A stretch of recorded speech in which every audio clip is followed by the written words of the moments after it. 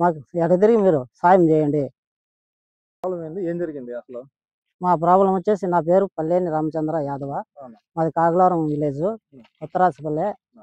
లగ్గిడిపల్లి మండలం, అన్నమయ్య జిల్లా. మా పాప పేరు Palleni Manjula. AP model school చదువుతున్నది. 10th క్లాస్ ఎగ్జామ్ రాస్తున్నది. Girls high school centre రాస్తున్నది.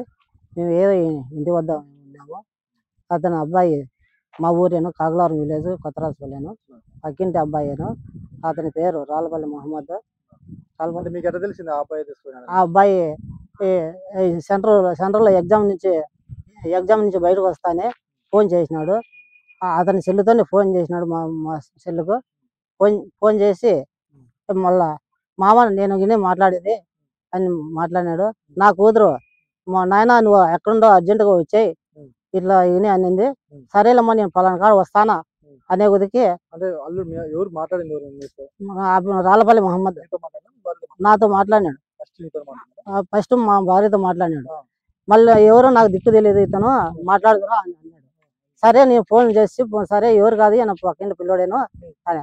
సరే ఎవరు నువ్వు ఫోన్ చేస్తావు నా చెల్లుకు అన్నాను. ఆయన తర్వాత మామ నేను ఆయన ఎవరు నువ్వు నాకు మామ ఫోన్ పెట్టు అన్నా. సార్ ఫోన్ పెడతానే రాళ్ళపల్లి మహమ్మద్ అతను నాకు ఫోన్ చేశాడు. నేను మామ నేను అన్నాడు. నువ్వు ఎవరు నన్ను మామ అంటావు, ఫోన్ పెట్టు అన్నా. ఫోన్ పెట్టా అనే లోపల నా కూతురు నాయన నేను అర్జెంటుగా ఎక్కడ ఉన్నావు నువ్వు వచ్చేయి, నేను ఇక్కడిని పక్కన ఉన్నాను అని. సరేలమ్మ దగ్గరలో వస్తాను అని చెప్తే అంత లోపల ఒక 2 నిమిషాల్లో మళ్ళీ కాల్ చేస్తే స్విచ్ ఆఫ్ చేసినాడు.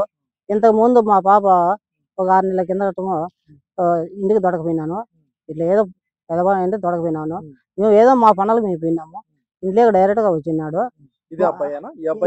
ఈ అబ్బాయి ఇంటికి వచ్చినాడు. ఇంట్లో వచ్చినాడు ఇంతకుముందు. సరే మేము ఏదో అరిచినాము. అరిచి వాళ్ళ అమ్మ తల్లిదండ్రులు చెప్పినాము. చెప్పే కొద్దికి వాళ్ళు కొట్టి తరిమేసినారు. సరే మేము పోయినాడు ఇంట్లో నుంచి వెళ్ళిపోయినాడే. ఎక్కడ పోయినా మనకు అదివో దొరకలేదు. అంతట్లో మేము గుమ్మ ఉన్నాము. ఇదే ప్రకారము పోయిన ప్రభుత్వంలో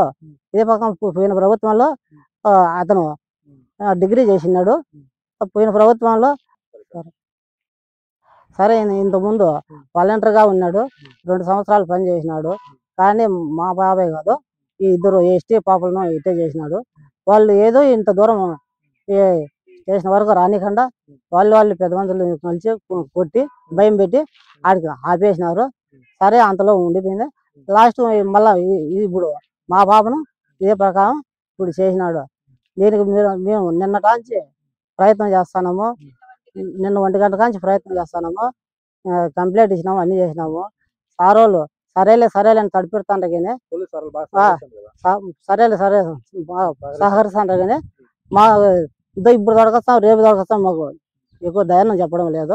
సరేలే చూస్తాంలే అని అంతే అంటారు కానీ మా పాపను మా ఎండలు తొందరగా చేర్చాల్సిందిగా మేము కోరుచున్నాము. మాకు సహాయం చేయాలని మేము కోరుచున్నాము. మా పేరు పల్లేని రామచంద్ర యాదవ. ఎక్కడ చదువుతుంది మీ పాప? AP model school Laggidipalle. అంటే స్కూల్ దగ్గర నుంచి మళ్ళీ కనిపించట్లేదు. స్కూల్ కాడ నుంచి సెంటర్కి వచ్చింది ఎగ్జామ్ రాయను. గర్ల్స్ హై స్కూల్ సెంటర్కి వచ్చింది ఎగ్జామ్ రాయను. లాస్ట్ ఎగ్జామ్ రాయను. ఆయన నుంచి ఎగ్జామ్ రాసి బయటకు వస్తానే మా పాప ఇలా మాట్లాడింది. ఫోన్ చేసి ఇద్దరు మాట్లాడినారు. ఆయన నుంచి పాప మళ్ళా నాయన నువ్వు అర్జెంటుగా వచ్చాయి, ఇలా ఫోన్ మాట్లాడుతాడు, నువ్వు వచ్చాయి నాయన ఏమో నేను ఇబ్బంది కింద ఆయన వచ్చేయి అన్నది. సరేలే వస్తామా అని చెప్పి ఫోన్ పెట్టేసిన.